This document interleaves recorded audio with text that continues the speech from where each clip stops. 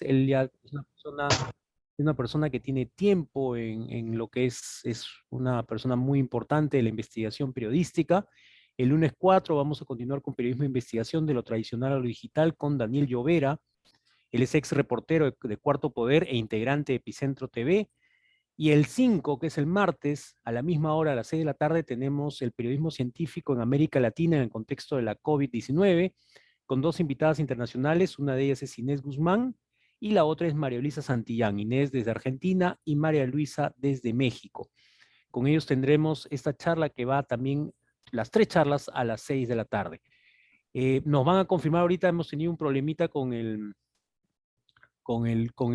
audio del expositor y vamos a empezar. Estamos solucionándolo para empezar. Y apenas estemos listos, vamos a arrancar con la charla. Unos minutitos que estamos solucionando este problema.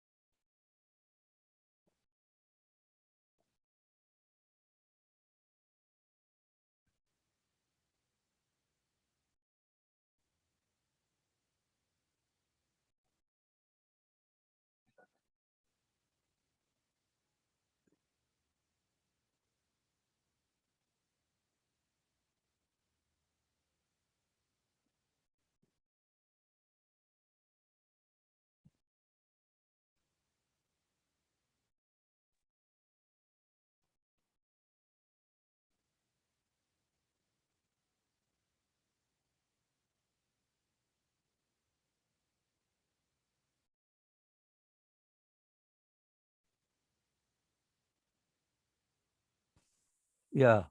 Ahí, ahora sí, hable y ahí lo van a escuchar. Aló, aló. ¿Me Hola, escucha? querido Hola, Edmundo, ¿cómo estás? ¿Cómo Aló, estás, querido Edmundo? un momentito, por favor. perfecto. Aló, Hola, querido Edmundo, ¿cómo estás? Javier ¿usted, Contreras te saluda. ¿usted me escucha bien? Te escucho bien, Edmundo, ¿cómo estás? Disculpe, a sus órdenes. ¿Cómo estás, Edmundo? Muchísimas gracias por estar con nosotros. Entonces, doy la palabra, Emilio, no sé, para Nada, una primera nada, introducción. ya di la indicación, yo creo que ya las personas que están presentes quieren escuchar el mundo y a ti en esta charla y que nos des lo que es el periodismo de investigación, que nos indiques quién es él y presentarlo. Muy buenas tardes entonces a todos los que nos acompañan el día de hoy en este Día del Periodista, para los que son periodistas, el mundo, para ti Javier y para todos los presentes que son periodistas, la felicitación, el abrazo por su día y a los futuros periodistas aquí aprovechar este momento tan importante en esta semana que hemos arrancado hoy, tan importante tener a una persona del área de investigación que puede decirse que es el maestro de la investigación, ya nos va a contar Javier toda su hoja de vida del señor Edmundo Cruz. Bien, bienvenidos y adelante, Javier. El escenario es de ustedes. Gracias. Muy bien, muchísimas gracias. Extender entonces el saludo por el Día del Periodista a don Edmundo Cruz y a todos los presentes, destacando que el 1 de octubre se celebra el Día del Periodista porque fue precisamente un día como hoy. Haciendo videollamada para poder ver la conexión de su cámara.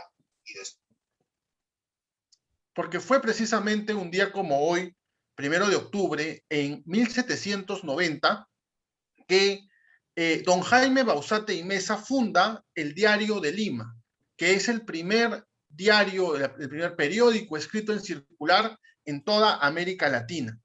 Entonces, en esa coyuntura, en este contexto de celebrar el Día del Periodista, nos complace tener el día de hoy como invitado central en esta ponencia a don Edmundo Cruz Vilches, que es periodista de investigación, piurano de nacimiento, realizó sus estudios en la Universidad Nacional Mayor de San Marcos y ha trabajado en las unidades de investigación de importantes publicaciones como la revista Sí y el diario La República. Entre los casos más famosos que ha investigado dentro de su cobertura, extensa cobertura periodística, es el caso de la desaparición y muerte del profesor y los 9 estudiantes de la Universidad Nacional de Educación La Cantuta. Edmundo Cruz además ha recibido, entre otras muchas distinciones, el premio Mary Moores Cabot de la Universidad de Columbia por su contribución en el periodismo de investigación. Entonces, sin más, le doy la bienvenida a don Edmundo Cruz a esta charla. Yo conozco al maestro Edmundo porque tuve la suerte de trabajar con él en el diario La República. Entonces, para mí es una gran alegría que don Edmundo esté con nosotros. Edmundo, bienvenido. Y lo primero que quisiera preguntarte y que nos cuentes un poco a los chicos es ¿en qué estás? ¿Cómo estás? He visto que has lanzado tu web que justamente lleva tu nombre, Edmundo Cruz, en el que pues estás compartiendo un poco de periodismo de investigación y también de memoria. Bueno, retorno el saludo con mucho cariño, ¿no? Con mucha emoción, ¿no? Con mucha eh, preocupación por la situación que estamos viviendo.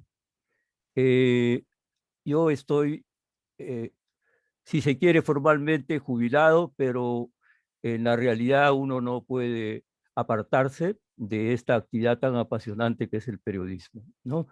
He intentado y voy a seguir a través de la página web que ha mencionado nuestro colega, tratando de eh, aportar algo a las nuevas generaciones en esta especialidad tan apasionante.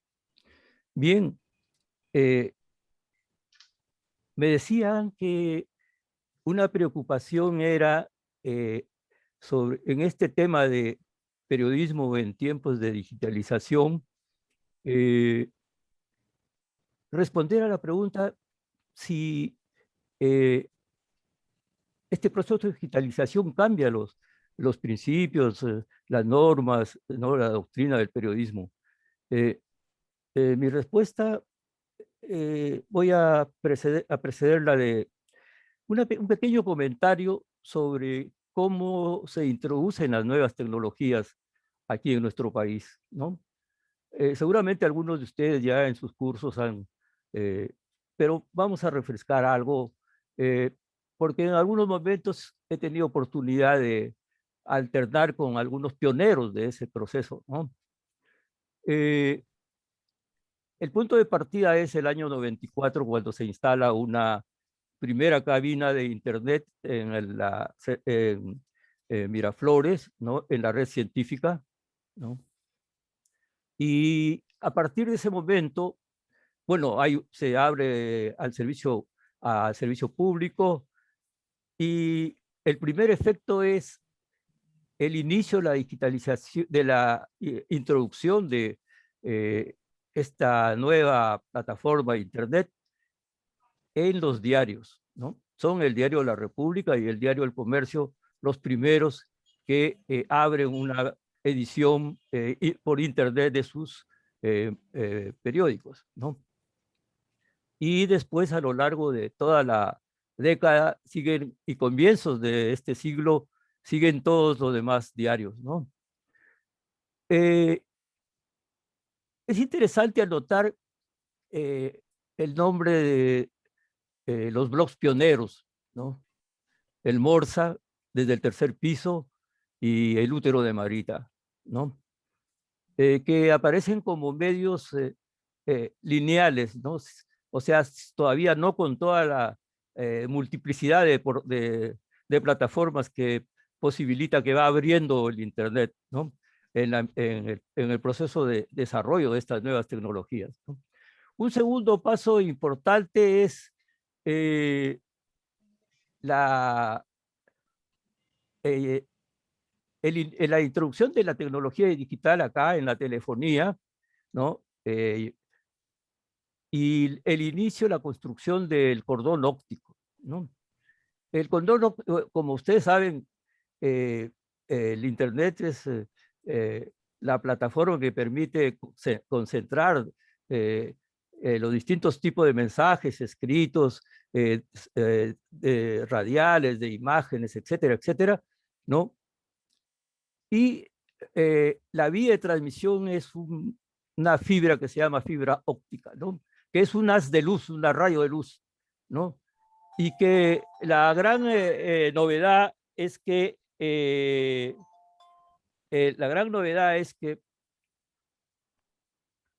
este,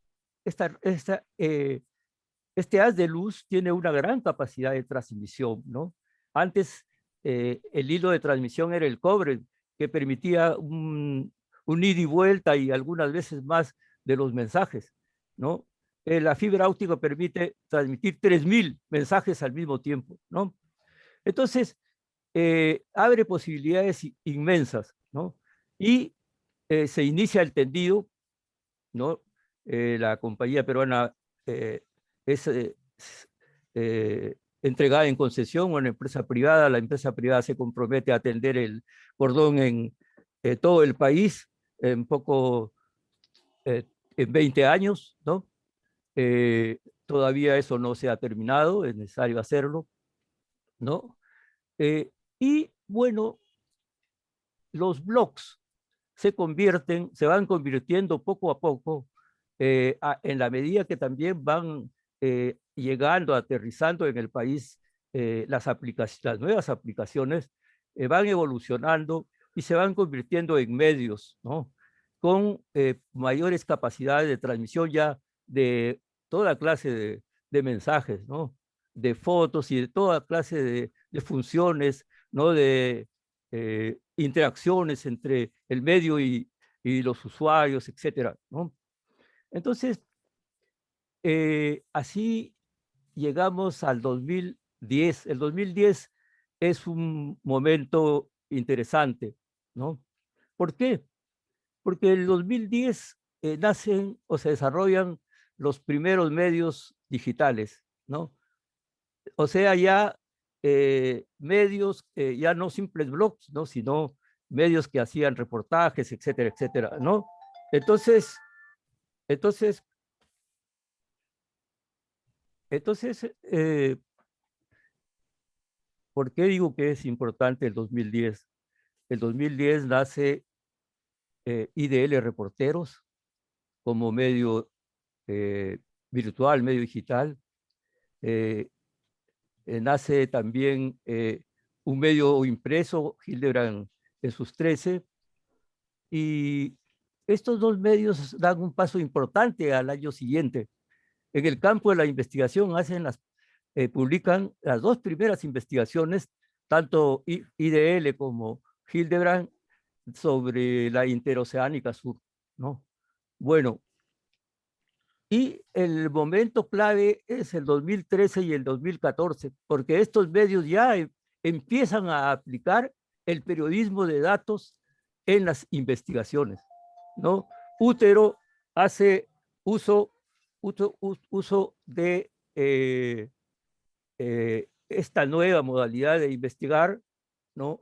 Y la aplica para una investigación sobre la Asociación Peruana de Actores y Compositores y la forma como se manejaban los derechos de autor, ¿no? Y descubre una serie de irregularidades, ¿no? Y el año 2014, Útero hace otra investigación más importante, ya ha dejado de ser blog, ya es un medio, investiga las hojas de vida para las elecciones de ese año de 2014. Y ese año 2014 también nacen dos medios digitales, Ojo Público, ¿no? A mediados de año, y Convoca a fin de año. Ojo Público hace la investigación de del patrimonio de los candidatos a las alcaldías de Lima que postulaban a la reelección y descubre una serie de datos interesantes sobre beneficios que habían obtenido en sus gestiones anteriores estos candidatos a la reelección, ¿no? Esa me parece que son es un año importante, ¿no? Es un año importante porque por el desarrollo que han tenido posteriormente estos medios. De este modo también estos medios abren un sector de prensa alternativa al sector de la gran prensa, ¿no? De los diarios, inclusive de la radio y de la televisión, ¿no? Y un detalle de estos nuevos medios es que mantienen, se sostienen no con la publicidad principalmente, sino con el apoyo de, de sus lectores, de sus audiencias, ¿no? Bien, en el año 2016, el Departamento de Estado norteamericano hace pública el fenómeno de corrupción de Odebrecht en toda la región, ¿no? Y menciona a Perú. Ahí el caso de Odebrecht y Lavajato se convierte en una noticia ya de todos los días, ¿no? Que es toda conocida por nosotros. De ese modo van entrando las tecnologías y los diarios también van entrando en un proceso de digitalización, ¿no? Ese proceso de digitalización es acelerado por la pandemia, ¿no?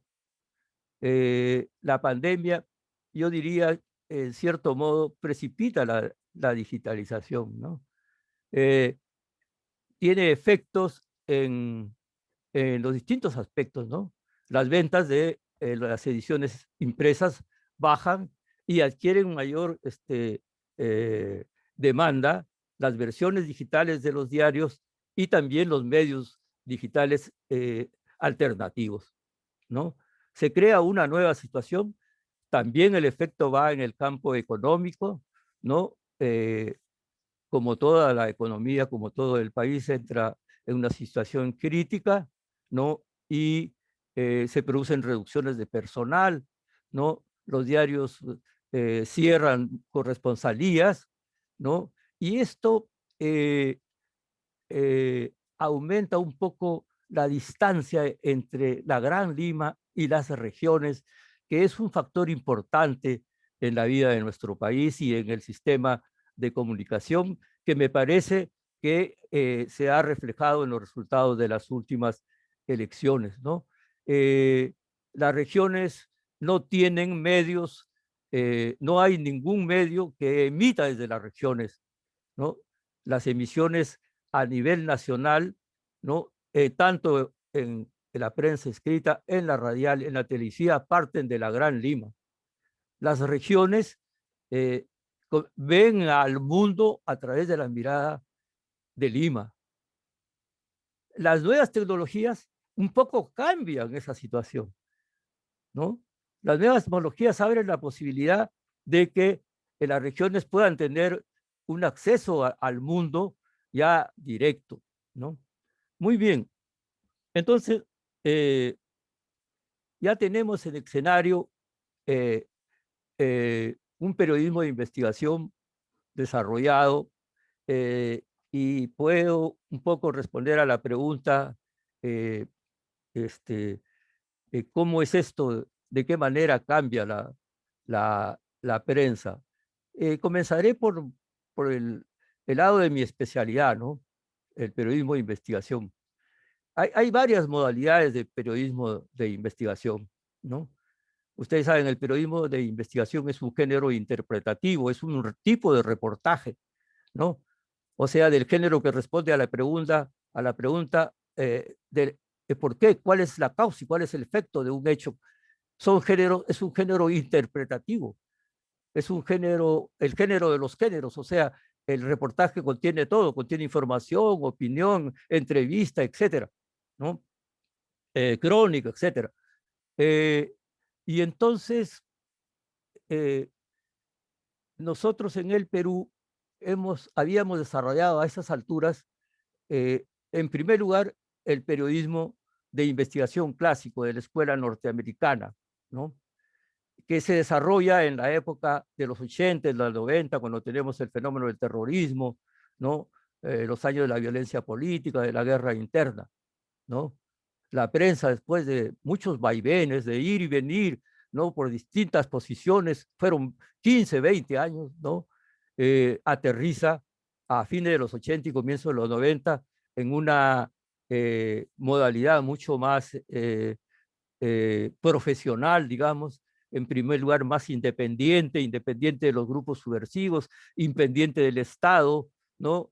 Eh, y mucho más verificadora, ¿no? Y nace el periodismo de investigación como respondiendo a una necesidad de encontrar la verdad de lo que pasaba, ¿no? Y ahí se hacen una serie de investigaciones que son realizadas principalmente por los medios interpretativos que estaban representados en ese momento por las revistas como Caretas, como X, como Oiga, como Sí, unidades de investigación como la investigación del diario La República, luego más adelante el diario El Comercio funda su unidad de investigación, y luego los grupos de investigación que habían en la televisión, ¿no?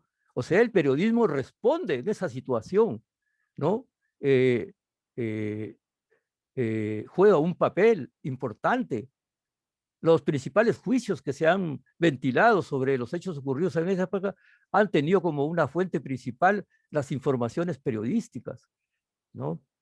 Entonces, ese es el periodismo de investigación clásico, que se caracteriza porque trabaja con hechos complejos que no se pueden desentrañar en el día a día, sino que requieren un mayor espacio, que requieren también mayores recursos en distinto orden, etcétera, ¿no? Muy bien. En, en general, en la región, el periodismo de investigación que nace en el Perú en esos años, ya ese tipo de investigación periodística había nacido en Estados Unidos en los años 60, en los años de la guerra de Vietnam, ¿no? Y en el año 70 se produce la investigación clásica, emblemática del periodismo de investigación, Watergate, ¿no? El espionaje del gobierno republicano de Nixon en la sede del Partido Demócrata en pleno proceso electoral, ¿no? que se descubre y que resulta que ha sido maquinada, se llega a comprobar, ¿no? Los autores de esta investigación llegan a conocer los documentos que demuestran que finanzas del gobierno republicano había financiado, había contratado a este grupo de cubanos refugiados, ¿no? Que conformaron el equipo de 6 que ingresaron a sustraer documentos y a colocar tomas para escuchar, para escuchas ilegales, ¿no? Entonces, y luego se han ido desarrollando después de este tipo de esta modalidad de investigativa, se han ido desarrollando otras corrientes, ¿no? Que son bien fáciles de diferenciar. La corriente de la cual forma parte los novelistas de nuestra América Latina, ¿no? Que es la corriente del nuevo periodismo o la corriente del gran periodismo, que en pocas palabras es la asimilación de los valores de la literatura a la investigación periodística. Ese es lo que representa Truman Capote y todos los representantes de esta escuela, Walsh, etcétera, ¿no? Entonces una siguiente escuela es el PAC. ¿Qué cosa es el PAC? El PAC es el periodismo asistido por computadora. Ya la computación que había venido desarrollándose, ¿no? Es asimilada en parte también, algunas de sus herramientas son, por ejemplo, el Excel, ¿no? Es asimilado para la investigación periodística, ¿no? Pero todavía no hablamos de periodismo de datos. Luego viene otra corriente, el periodismo de precisión, que asimila herramientas de la sociología, la estadística, la encuesta. Y finalmente viene el periodismo de datos, que asimila ya todas las virtudes de las nuevas tecnologías, ¿no? Esa multiplicación de portafolios, esa interacción. Y entonces, en el campo de la investigación surgen dos corrientes, ¿no? El periodismo de investigación clásico, o no surgen, sino aparecen o se ubican dos corrientes. El periodismo de investigación clásico tipo Watergate, tipo La Cantuta, digamos, con fuentes confidenciales, secretas, y el periodismo de datos que no acepta, ¿no? Fuentes secretas. Las fuentes tienen que ser abiertas, cualquier persona debe comprobar lo que está diciendo una investigación de periodismo de datos, y que se caracteriza por la capacidad para hacer investigaciones cuantitativas de gran cantidad, ¿no? Como las que hizo, por ejemplo, los Panama Papers, ¿no? Los papeles del Pentágono, o la investigación que hizo Útero, 116,000 hojas de vidas revisadas en un mes, o la investigación que hizo Ojo Público el 2014, ¿no? 10,000 documentos de los 38 funcionarios exalcaldes que aspiraban a las alcaldías distritales, ¿no? En menos de un mes, en 20 días, ¿no? Y entonces, de esas investigaciones cuantitativas, de la aplicación de determinados software, ¿no? Determinadas herramientas, extraen una serie de datos para convertirlos en historias, ¿no?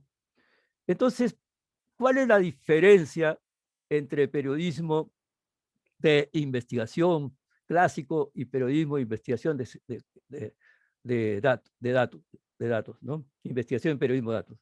En primer lugar, hay que decir que ambas corrientes tienen los mismos objetivos. Investigan hechos complejos, investigan grupos de poder, investigan delitos difíciles de encontrar, investigan, tratan de encontrar información oculta, ¿no? Etcétera, ¿no? Entonces, las fuentes ya hay una primera diferencia entre periodismo de investigación clásico y periodismo de datos, las fuentes. El periodismo de investigación de datos, fuentes abiertas, nada de fuentes secretas. Periodismo de investigación clásica, fuentes secretas, fuentes confidenciales. Lo que no es una oposición, es un complemento. El periodismo de investigación clásico no habría podido hacer una investigación cuantitativa como las Panama Papers, con sus fuentes secretas. El periodismo de investigación en Perú, Cantuta, tampoco podría haber hecho una investigación como la de Útero, como la de, ¿no? Pero también Útero u Ojo Público no habrían podido hacer una investigación como la de lo desaparecido de la Cantuta, que requerían fuentes secretas, ¿no? Entonces, esa es una diferencia, ¿no? Pero ambos son de efectos trascendentales, etcétera, ¿no? Otra diferencia es la capacidad de investigar, ¿no? Cuantitativamente es superior en el caso de la información del periodismo de datos a la capacidad de número de casos que tiene el periodismo de investigación clásico. Bien, la pregunta de fondo, las nuevas tecnologías con todo su magia, sus cosas, sus valores, sus innovaciones, ¿no? Cambia las reglas del periodismo. En opinión de los estudiosos, de los expertos, ¿no? Estamos hablando de la escuela norteamericana, ¿no? Ustedes conocen el texto Elementos de Periodismo, que es un texto clásico para el estudio del periodismo en las universidades hoy día, ¿no? De Kovacs y Rosenstiel, ¿no? La opinión de la Fundación Gabo, todos y de los centros de investigación europeos, de España, etcétera, ¿no? Coinciden en que los principios se mantienen en lo fundamental inalterables. Y al contrario, los principios éticos se fortalecen. O sea, hacen más ética la profesión del periodismo. El periodismo que es considerado como una profesión ética, en el marco de estas nuevas tecnologías, eleva ese carácter ético. La responsabilidad es mayor, porque lo que informa un periodista llega a una cantidad más vasta de, de audientes, de lectores, de oyentes, etcétera. Y si se equivoca el periodista, se equivoca una más vasta cantidad de las personas que lo siguen, ¿no? Y además, la investigación se convierte es más compleja, más difícil. ¿Cómo investigas tú una información falsa que se lanza, ¿no? En este momento, ¿no?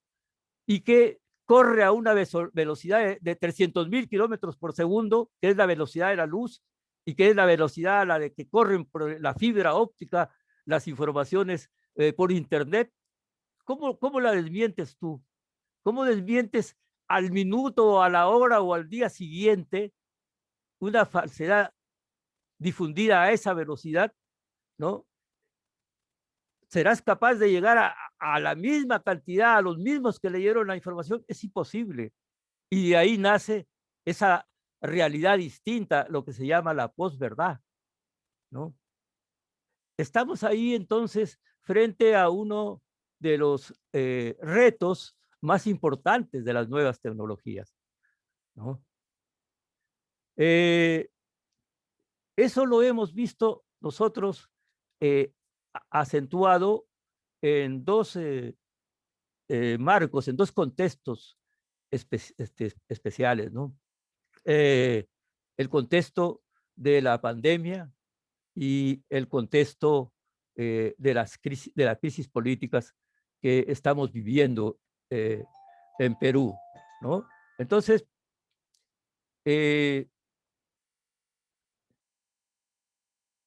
junto a los aspectos positivos, todo lo que es capaz, todo lo que es posible investigar ahora, por ejemplo, esas investigaciones sobre los paraísos financieros, ¿no? No serían posibles si no fuera con estas nuevas tecnologías, ¿no? Junto a esos aspectos positivos hay también estos retos como los que he señalado, ¿no? Y los retos se proyectan en una serie de aspectos, ¿no? El periodismo era considerado un oficio. Cada vez el periodismo y la comunicación se han convertido en un fenómeno mucho más complejo, mucho más complicado, mucho más importante. Ahora se considera que la comunicación es un bien social, ¿no? Escuelas muy respetables sostienen, ¿no?, que la información es un bien social. Y los derechos también, por lo tanto, se han ido extendiendo, se han ido enriqueciendo en sus efectos, en sus alcances, ¿no? La libertad de imprenta, que era el nombre que tenía la libertad de expresión primero, cuando recién al poco tiempo de inventarse la imprenta, se convierte después en la libertad de expresión. La libertad de expresión da origen a la libertad de información. O sea, ya no solamente se trata del derecho de todas las personas a expresar su punto de vista, ¿no? Sino también se trata del derecho de ir a buscar información que sea de interés social y que tenga derecho, en tanto no incursione en la vida privada de las personas, ¿no?, a recibir, a buscar esa información de interés social. Entonces, de ahí nace el derecho a la información. Pero el derecho a la información a la vez da lugar al derecho de las audiencias, de los públicos, de la ciudadanía, a ser informados con la verdad. No se trata simplemente de recibir información. El derecho alcanza a que debe ser una información verdadera. Eso eleva la responsabilidad de los periodistas, de los medios, ¿no? Entonces,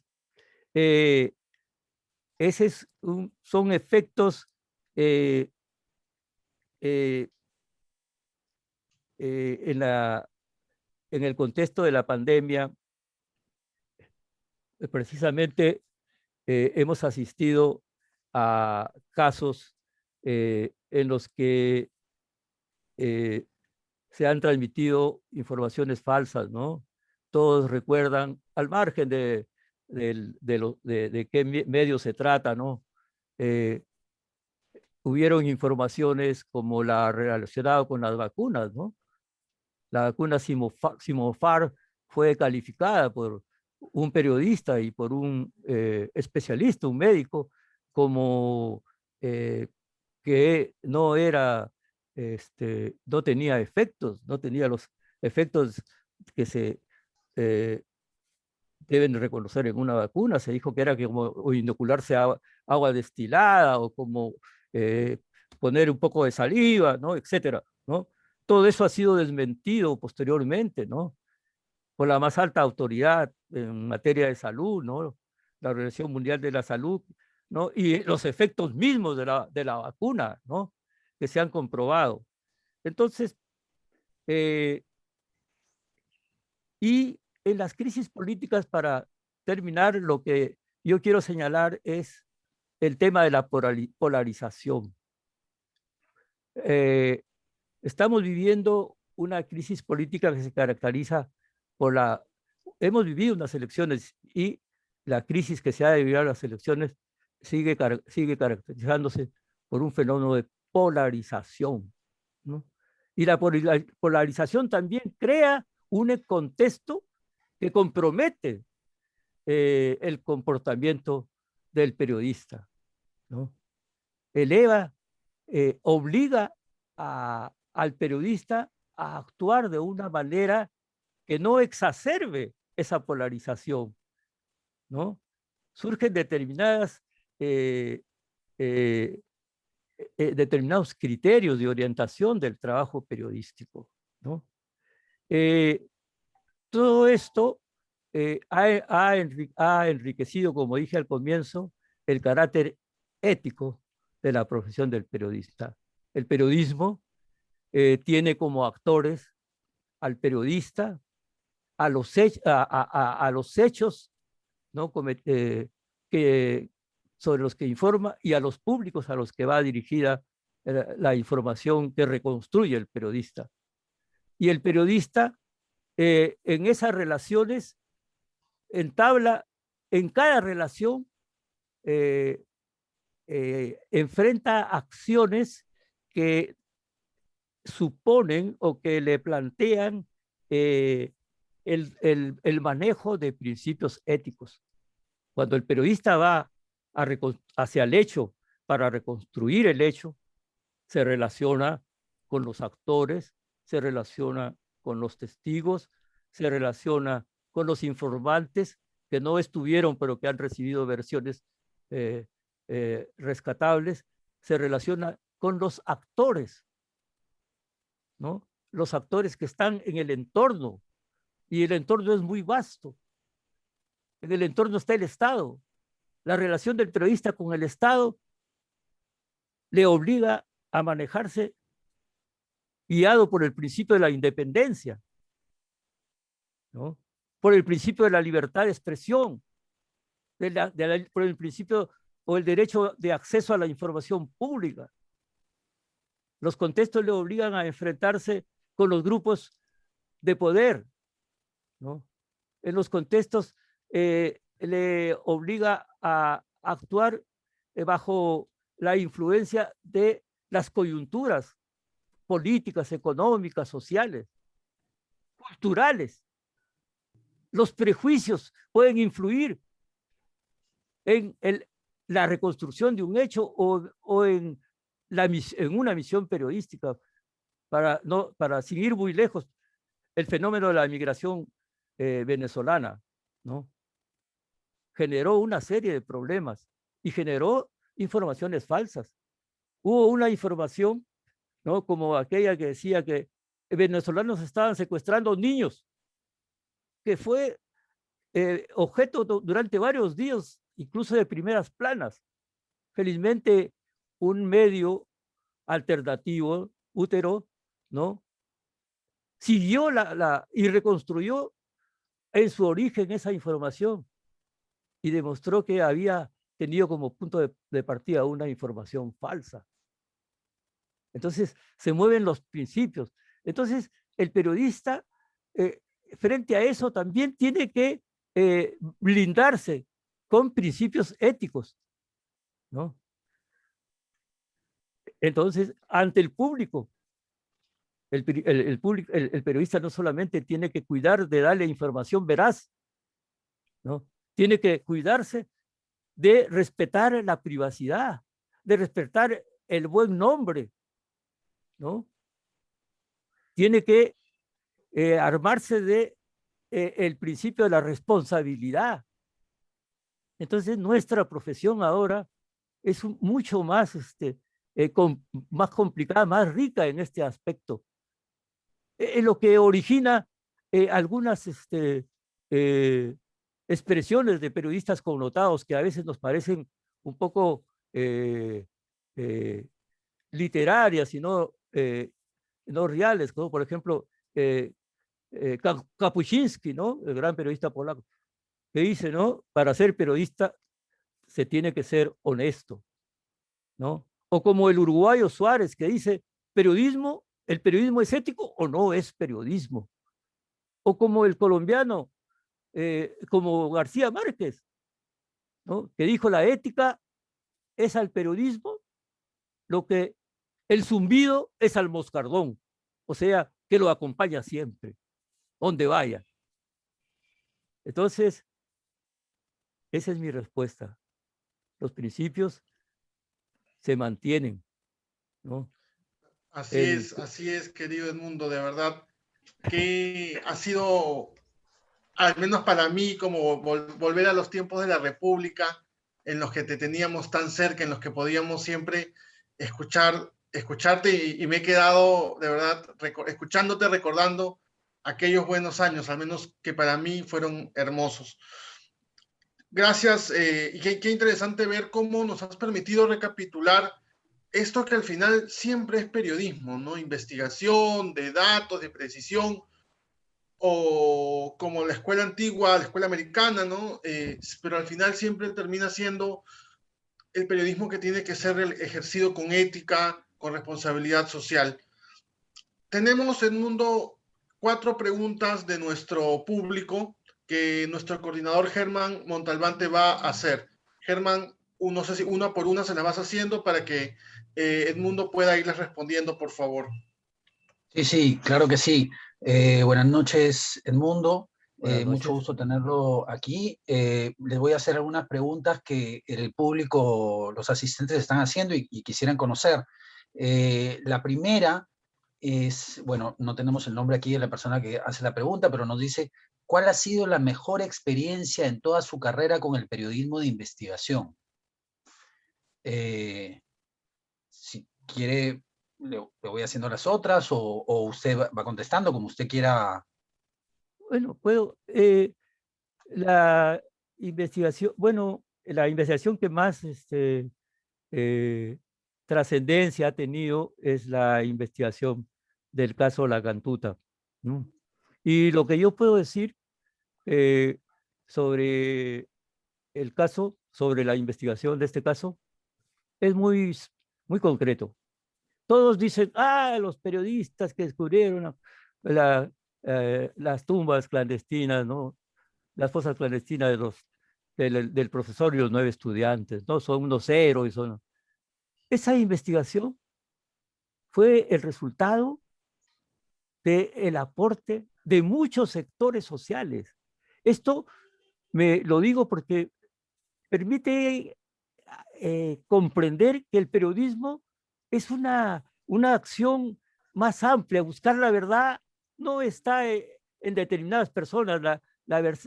Ninguna verdad, la verdad sobre un hecho está en una sola persona. La verdad está en todos. Cada uno tiene su verdad, que es diferente, pero todos tienen parte de la verdad absoluta, ¿no? Y así fue en La Cantuta.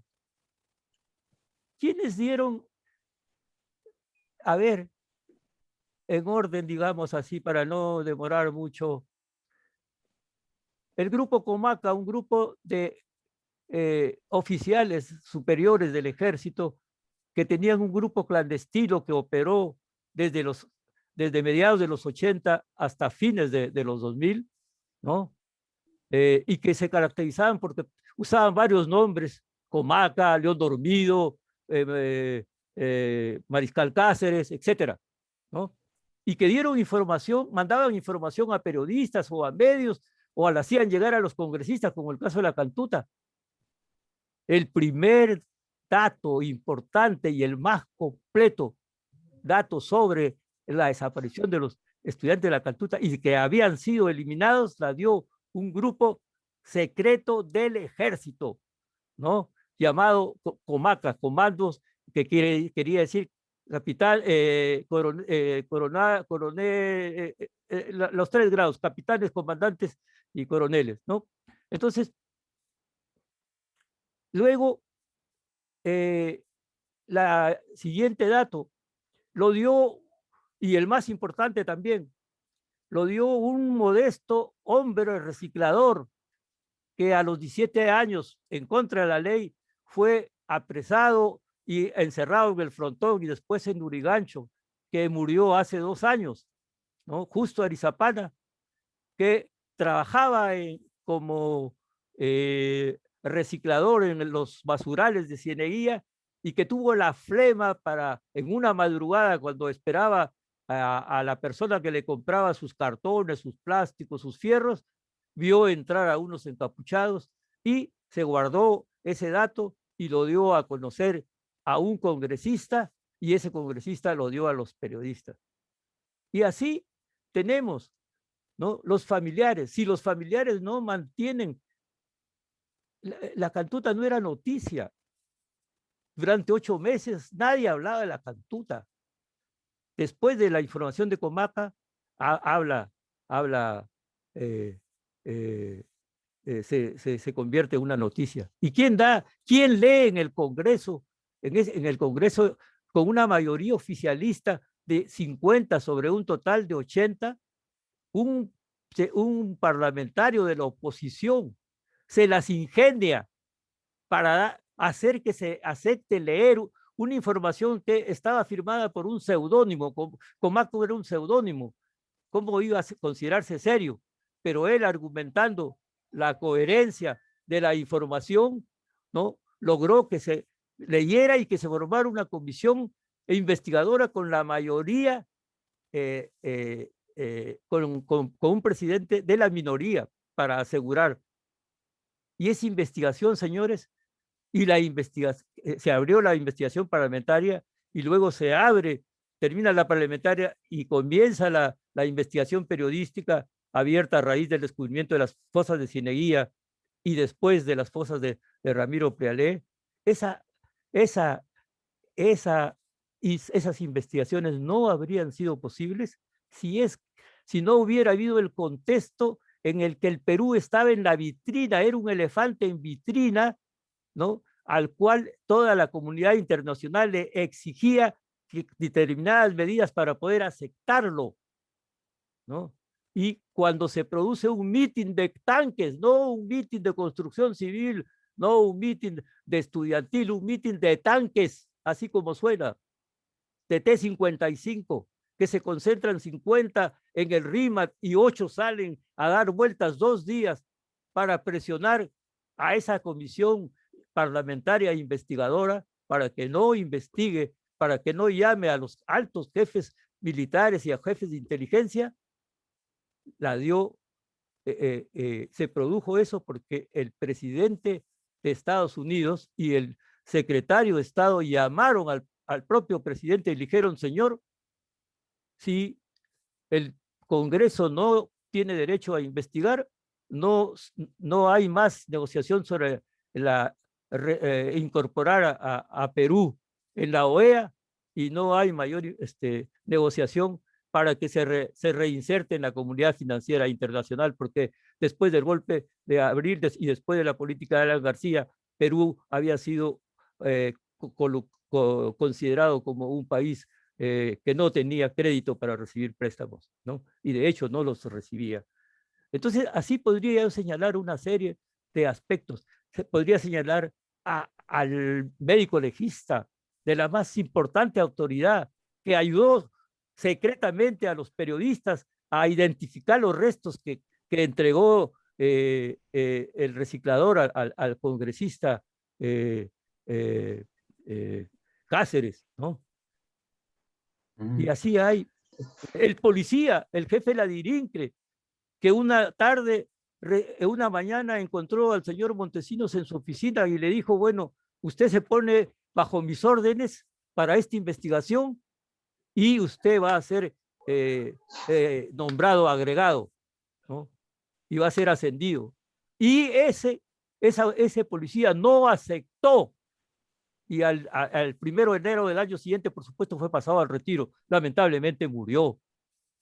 Y así hay arqueólogos, así hay los fiscales, ¿no?, los de esa época, los del juicio posterior sobre la extradición de Fujimori, ¿no? Así hay penalistas, ¿no? Así hay una serie de personas, hay otros oficiales del ejército, personal de las Fuerzas Armadas fueron las principales fuentes que aportaron al descubrimiento. Eso no fue un trabajo de los periodistas, fundamentalmente. Entonces, maestro, tenemos otra pregunta, Germán, sí, creo.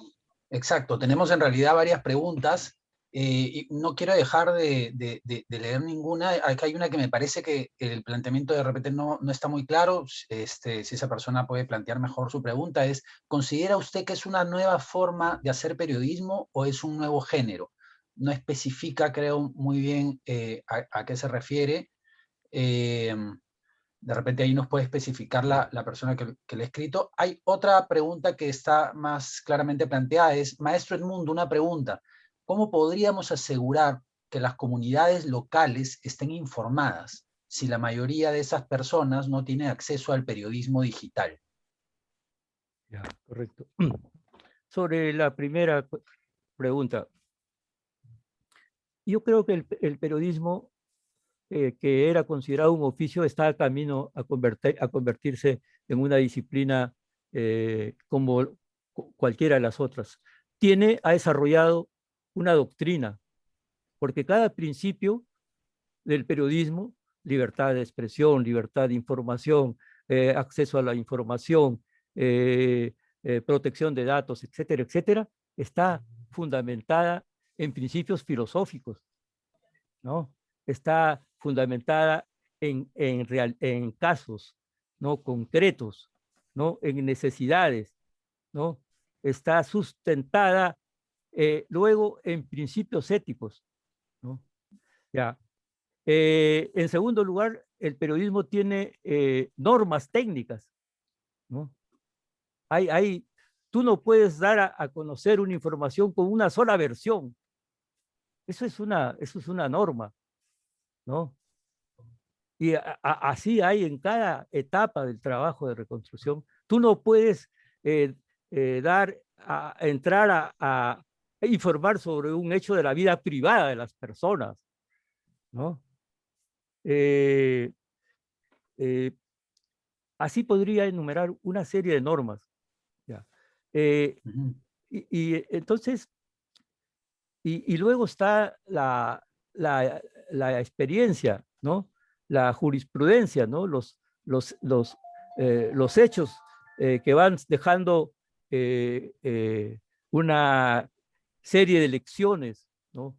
Para el trabajo periodístico. Ok. Ahora, con las nuevas tecnologías, aún se hace más exigente. La rigurosidad, el principio de la rigurosidad adquiere más valor en el trabajo periodístico, así como Así es. el principio de la verdad, etcétera, ¿no? Y la otra Justamente, pregunta, ¿cuál sí, era? justamente con lo que usted está comentando un poco en la comparación de los tiempos anteriormente y los tiempos actuales, hay una pregunta acá que nos parece pertinente, que dice, Maestro Edmundo, primero expresarle mis saludos, y para preguntarle qué enfoque debería tener un periodista hoy en comparación a épocas anteriores para lograr mayor alcance. ¿Podría repetirme que no he escuchado bien o no he entendido? Sí, ¿qué enfoque debería tener un periodista hoy en comparación a épocas anteriores para lograr mayor alcance? Eh, ¿qué- La primera pregunta, la primera palabra no la he entendido, perdone, pero ya yo estoy un Sí, poco... no hay problema. ¿Qué enfoque? De ¿Qué repente enfoque? incluso, ¿qué enfoque? De repente incluso Claudia, que es quien nos ha hecho la pregunta, de repente nos puede especificar un poco más, ¿no? ¿Qué enfoque debería tener un periodista hoy en día en comparación a épocas anteriores ¿Qué para enfoque? lograr mayor alcance? ¿Qué enfoque dice, no? Enfoque, Sí, sí. sí, Ah, ya, enfoque. ya, correcto. Yo creo que un enfoque más ético, ¿no? Obligado. Y, o sea, la ética no, la ética, ¿cómo la tomamos ahora? La ética la tomamos como que tiene que ver con los conflictos de interés, ¿no? Que tiene que ver con los dilemas, ¿no? Que tiene que ver con responsabilidades personales. Y la ética no solo es eso. La ética tiene que ver con la relación del periodista con la sociedad. Los hechos son acontecimientos cometidos por las personas, ¿no? De un determinado grupo social, ¿no? En un determinado contexto. Se necesita un enfoque más rico de carácter ético y, por supuesto, un conocimiento más amplio del área de conocimientos eh, relacionada con el hecho. El periodismo tiende a la especialización. ¿Por qué? Porque los hechos son más complejos. ¿Ya? La exigencia es mayor ahora. La responsabilidad es mayor. La rigurosidad, la exactitud es de mayor grado. Ya no es solamente determinados principios. El trabajo periodístico tú lo comienzas a analizar, ¿no? Comienzas a enfrentar los hechos y te surgen una serie de principios. Hablamos de la verdad, hablamos de la independencia, ¿no? Hablamos de la solidaridad, hablamos, pero hay muchos, la transparencia, ¿no? Eh, eh, el valor del otro, ¿no? O sea, hay una serie de principios que se generan si es que tú tienes la previsión de antes de desarrollar tu plan de reconstrucción de un hecho, ¿no? Te armas de cuáles son los valores, ¿no? Que te tienen que guiar en ese trabajo. Por eso es que, o sea, el periodismo tiene que trabajar mucho con los comportamientos humanos, y los comportamientos humanos suponen valores. Entonces, el periodista tiene que tener una mirada de ese tipo. Por eso digo que tiene que ser un enfoque más ético, más culto, ¿no? Más humano, ¿no? Así es, Edmundo, de verdad. Ha sido una clase maestra que todos creo hemos disfrutado. Ha sido una hora muy bien aprovechada por nuestros estudiantes. Yo estoy seguro que todos los que te han escuchado, algunos chicos por primera vez te escuchan. En mi caso no es la primera vez. Estamos muy, muy agradecidos, Edmundo, que hayas tomado tu tiempo para estar con nosotros. En nombre del Instituto Toulouse-Lautrec, de la carrera de Periodismo y Medios Digitales, te agradecemos enormemente tu participación. Esperamos contar contigo en alguna otra oportunidad. Esperamos también que ya cuando sea presencial, poderte tener en nuestra sede. Ha sido una muy grata forma de pasar el día del periodista junto a ti, escuchándote, aprendiendo siempre de toda tu sabiduría, de toda tu experiencia.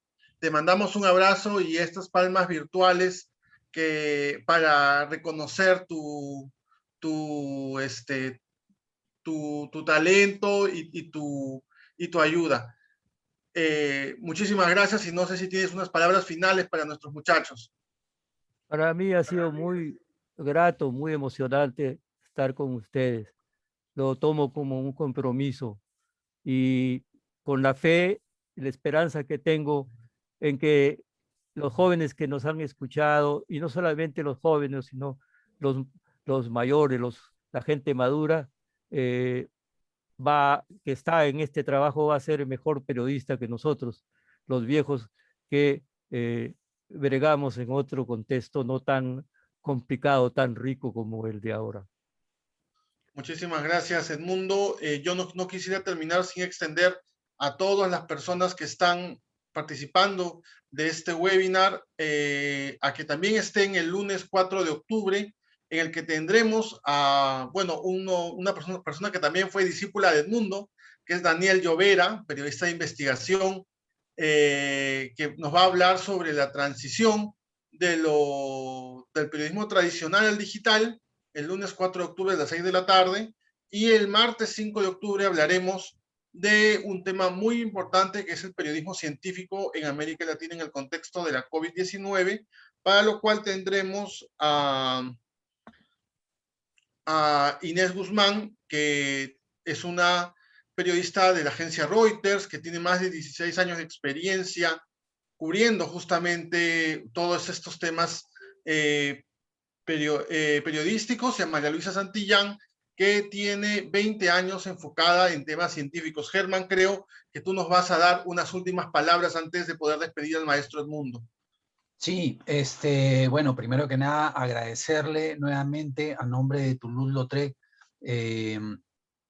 al maestro Edmundo por su presencia, por su disposición, por su conocimiento, por todo lo que nos ha dicho ahora. Aquí, bueno, me pasaría un buen rato leyendo todos los agradecimientos que le están dejando los alumnos aquí. De verdad que hemos valorado mucho esta hora que hemos tenido con él. Así que muchas gracias nuevamente a todos los participantes. Por favor, tienen ahí un mensaje, les hemos dejado. en el que les detallamos cómo pueden acceder a sus unidades académicas extracurriculares. Solamente tienen que entrar a ese link y contestar algunas preguntas que son breves, que son sencillas,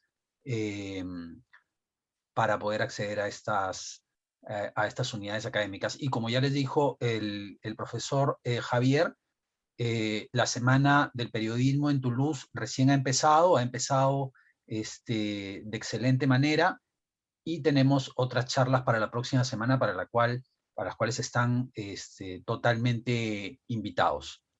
Buenas noches, muchas gracias por su presencia nuevamente.